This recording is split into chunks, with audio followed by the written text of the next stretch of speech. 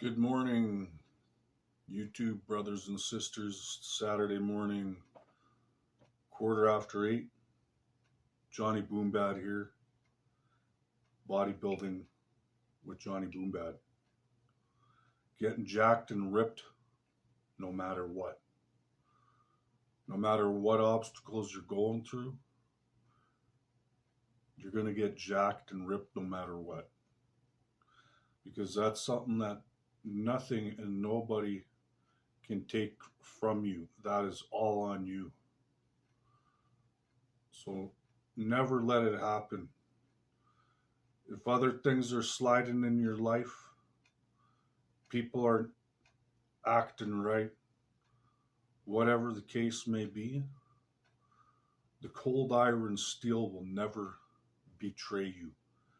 It's always real. The only thing that can betray you is yourself. So we have to have a clear consciousness and have a logic, realistic approach.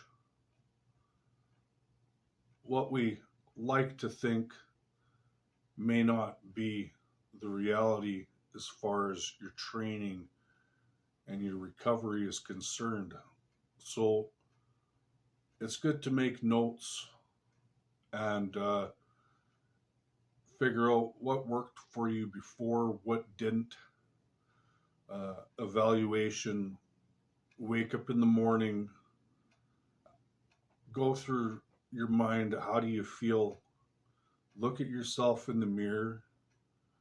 Do you look leaner? Do you look like you're retaining water? Do you look flat? Do you look smooth? Do you look great? Do you look hard and grainy? Hit a few poses with some good lighting and see where you're at. And then, of course, you have the scale. You want to jump on the scale second.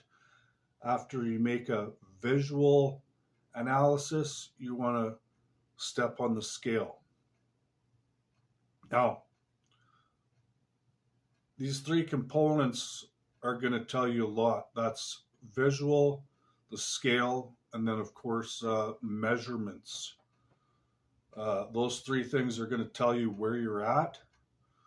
So if you're on a fourth day of taking a day off after training, not because you're lazy or because you got a lot of things going on, but simply because every morning you woke up and you just knew in your mind that I need another day off, I'll be stronger, because we don't want to be counterproductive and going into the recovery time and straining a muscle even more when it needs more recovery, impeding on the growth that it could have had.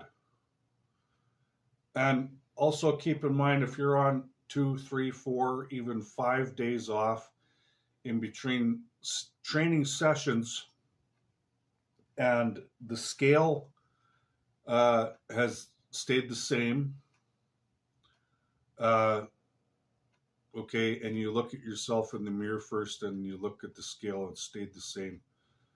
And then you take your measurements cold around your biceps with your arms flexed, like and around your biceps, and then around your upper quads flexed, around your calves, and around your waist. So if you're wake up in the morning and you look a little flat, you look a little smooth, and you weigh yourself and you're still at the same weight, and then you take your measurements and your biceps are the same size, your legs are a little bit bigger, your waist is down a tad, then things are looking good, even if it's little small things, which clearly tells you that if your muscles are flat, has nothing to do with your actual appearance. So what you're going to find is when you train now, which I'm going to train today after taking 4 days off from training back and buys. I'm going to train deltoids and triceps today.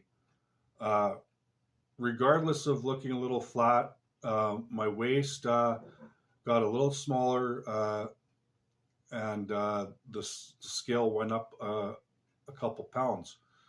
So I have a feeling that with a lot of progressive warm-up sets, warming up all those joints and tendons and getting a lot of blood pushed into the muscles with basic movements, we're going to hit barbell military presses, and I'm going to experiment with some other movements because, as I said in a couple videos prior, that I'm making changes in all my exercises and my techniques, and using all compound barbell movements, and I've been getting used to these movements and sticking to them and gradually getting stronger is the plan, is the idea.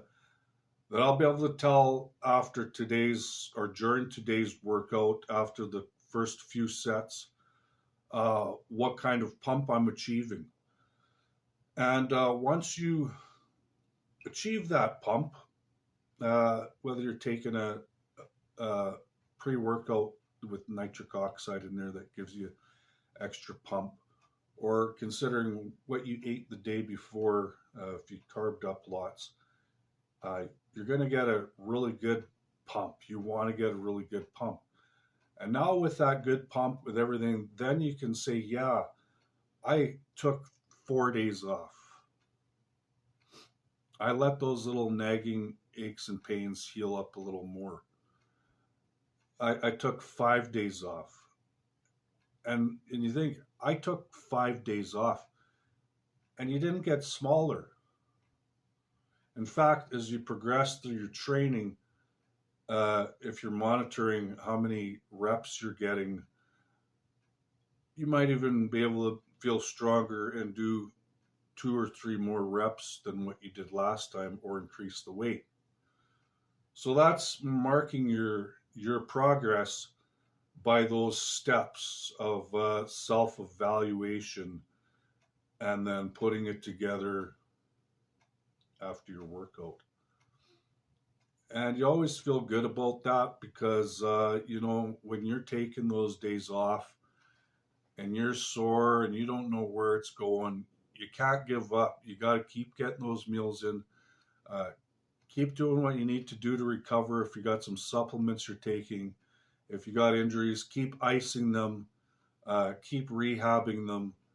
Don't give up. Keep trying, because you will get better and you will progress. It's frustrating, but when you do that and you train and you get that good pump, it makes it all more worth the while. And you're going to see that if you think of your past training, that a lot of times with persistence and hope and faith and consistency and trying to make the right decisions, that's what it's going to come to, is making progress.